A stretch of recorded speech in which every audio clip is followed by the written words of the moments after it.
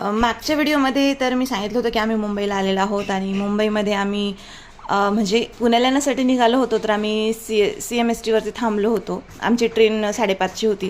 त्याच्यामुळे मग अहो म्हणाले की चल आता इथेच गेटवे ऑफ इंडिया आहे, ताज हॉटेल वगैरे आहे, पण तोपर्यंत ट्रेनचा टाईम होईपर्यंत बघून येऊया. तर म्हटलं ठीक आहे, मग जाऊया. आणि मग निघालो. तर आम्ही तिथे बेस्टने निघालो होतो आणि मग त्याच्यामुळे जवळपासचं जे काय होतं ते मला शूट करता आलं. म्हणजे छोटं छोटं मी थोडासा प्रयत्न केला शूट करण्याचा. त्याच्यानंतर मग आम्ही ताज हॉटेलजवळ आलो आणि नंतर ही ऑबेरॉय हॉटेल आहे माझ्या मागची, तिथे मी हिला म्हणजे फोटोशूट करत होते. तर हिला हाय नव्हतं सांगितलं, तिला पोज करायला लावत होते, पण ती हाय करत होती आणि मग तिला घेऊन थोडेसे फोटोज वगैरे काढले. तर माझ्यासोबत सगळं लगेज वगैरे होतं आणि आम्ही म्हणजे स्टेशनवरून डायरेक्ट निघालो होतो.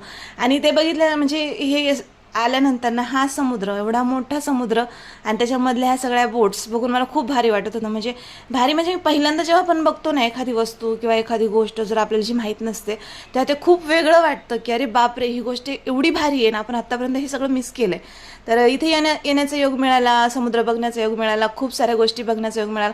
आत्तापर्यंत मी बघितलेलं नव्हतं समुद्र किंवा गेट ऑफ इंडिया आहे ते मी म्हणजे व्हिडिओजमध्ये बघितलेले, चित्रपटांमध्ये. हे सगळ्या गोष्टी मी चित्रपटामध्येच बघितलेल्या होत्या, आमच्या प्रत्यक्ष बघून मी कधीच म्हणजे बघितल्याच नव्हत्या. आणि मरीन ड्राईव्हसुद्धा मी म्हणजे चित्रपटामध्येच बघितल्या होत्या. तर मला इथे येऊन खूप असं छान वाटत होतं आणि असं वाटत होतं की निघू नाही इथून खूप वेळ थांबावं इथे, म्हणजे बोटिंग वगैरे करावी. पण मग ट्रेनचा टाईम होत आला होता आणि बोटिंग काय करता आलं नाही. त्याच्यामुळे मग आता जेव्हा नेक्स्ट टाईम येईन तेव्हा 100% बोटिंग करूनच जाईन असं मी सांगितलं होतं.